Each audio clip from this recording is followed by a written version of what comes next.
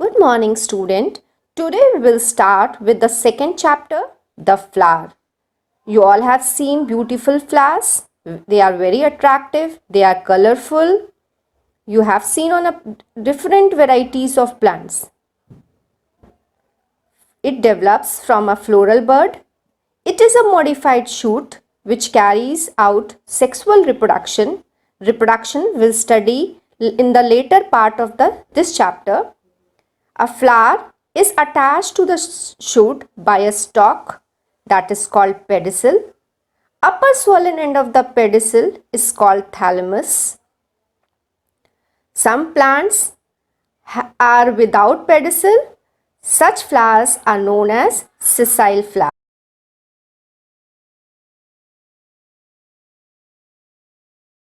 Children, if you observe a flower, there are four whorls present in a flower.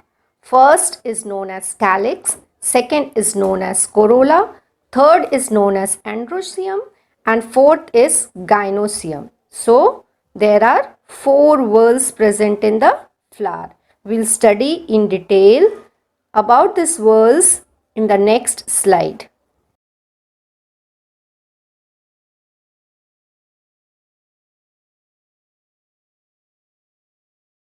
To study a flower, pluck a hibiscus flower commonly known as gudahal, and now observe as I point to you. The flower when you have plucked from shoot has a stalk that is pedicel. Above it you will see the first whorl that is known as calyx. It is form of green leaf like structures called sepal. The function of the sepal is to protect the inner whorls of the flower in birth stage.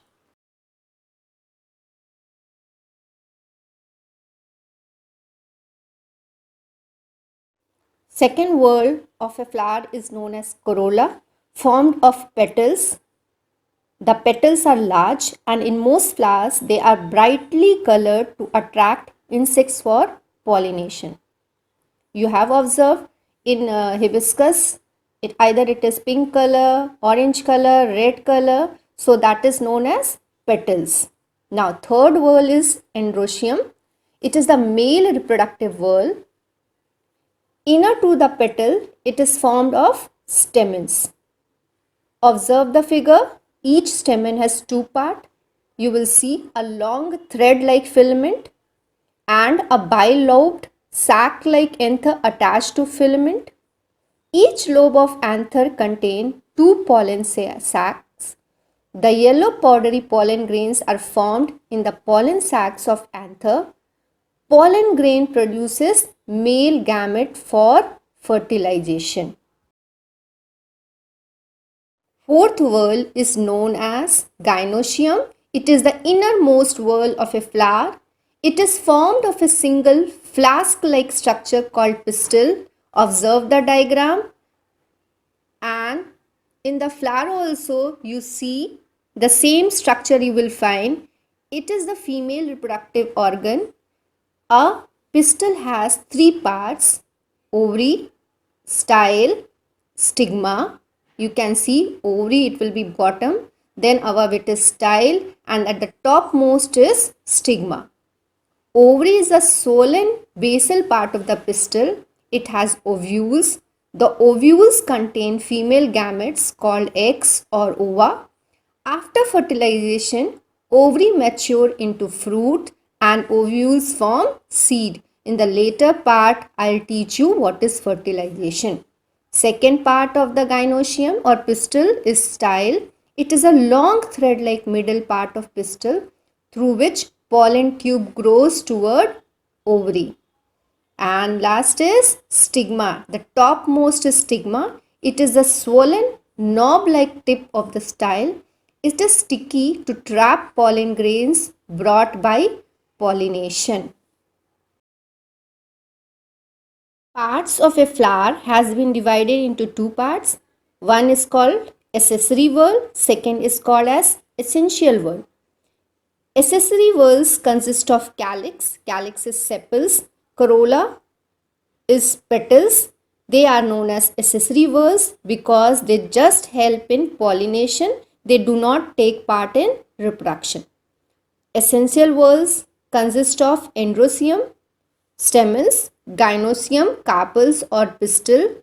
They help in reproduction or seed formation. The seed will later on germinate and produce a new plant.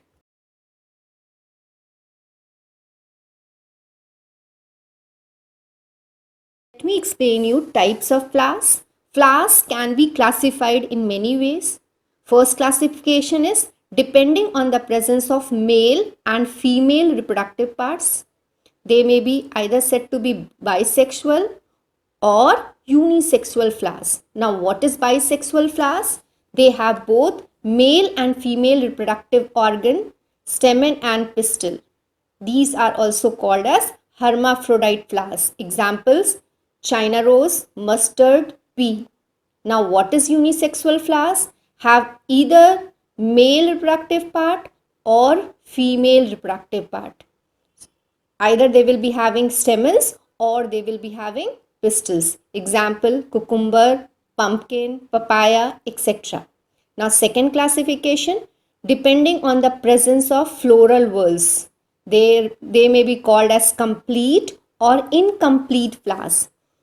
What are complete flowers? Complete flowers have all the four whorls, sepals, petals, stamens and pistils. Example: China rose. What is incomplete flower? Incomplete flower have one or more whorls missing in them. Example: mulberry, pumpkin, papaya, etc. Now student, what are dioecious plants and monoecious plants? Plant bearing male flower in one plant and female flower in another plant is called as dioecious plant. Example: papaya. Whereas plant bearing male and female flowers on the same plant are said to be monoecious. Example: maize. Now students, what are solitary flowers and inflorescence? A single flower on a twig at a specific position is called solitary flower. Example, you have seen rose.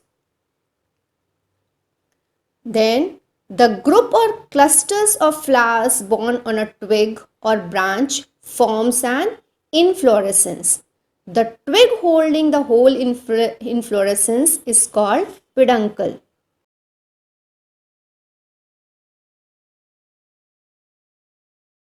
Some important functions of a flower. First, reproduction. Flowers are reproductive organ of plant. They produces male and female gametes. After fertilization, this will produce seed. And when seed will germinate, a new plant will be produced. Second, it has ornamental value. Flowers are used for decoration at various places in various ways as you have seen marriage function, any of the functions, while you do prayer, etc. So third, sources of food. The ovary of flower develop into fruit and its ovules form seeds. The seeds grow into new plants. It has religious significance. Flowers are used for worship and making garland. Some more functions of flower are like the nectars of flowers is collected by honeybees to prepare honey. Cloves, you must have heard long, that is a dried floral bud that is used for flavoring food and is used as medicine. So there are lots of functions of flower. Sexual reproduction in plants involve the following steps. First is pollination. Second is fertilization. Third is formation of fruits and seeds. Fourth is dispersal of fruits and seeds. And fifth is seed germination. We'll study each of them in detail.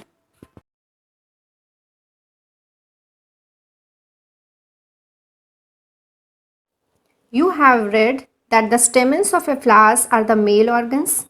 The anther of the stamens produce powdery material called pollen, which consists of particles called pollen grains.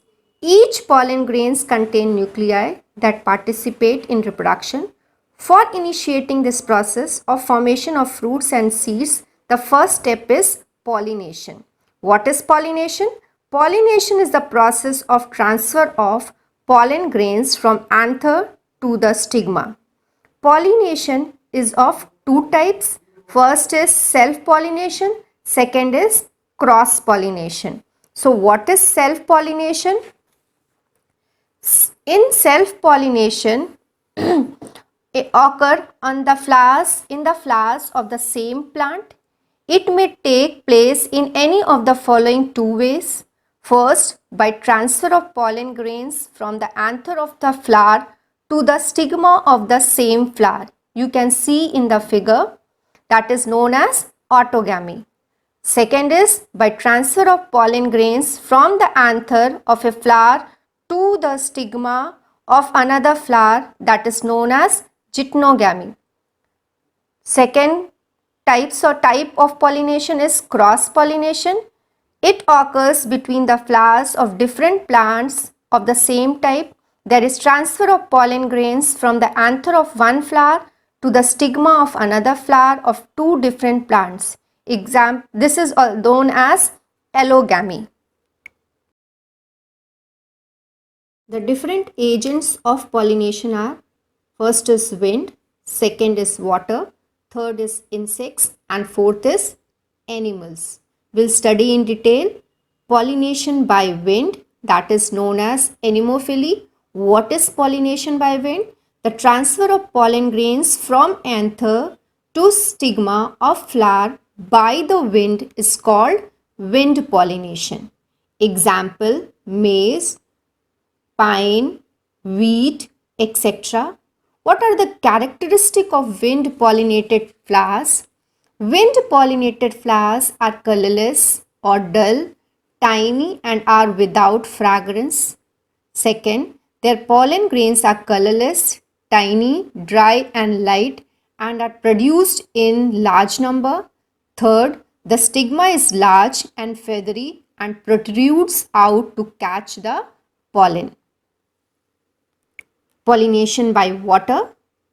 When transfer of pollen from anther to stigma of a flower takes place by water is called as water pollination. It is also known as hydrophily. Example: Vallisneria, hydrilla. What are the characteristics of water pollinated flowers? Pollen grains are light and are produced in large number. Male flowers are very small. Now, pollination by insect. Transfer of pollen grain from anther to stigma take place by insect is known as insect pollination. It is also known as entomophily. Example: rose, marigold, etc. What are the characteristics of insect pollinated flowers? The pollen grain should be sticky so that it will stick to the insects. Next is pollination by animals. Pollination by animals. The transfer of pollen grain from anther to the stigma with the help of animals is known as pollination by animals. Animals like birds, it can be mammals, it can be squirrel, it can be bat, or even man. Example: begonia, red silk cotton, kadam, etc.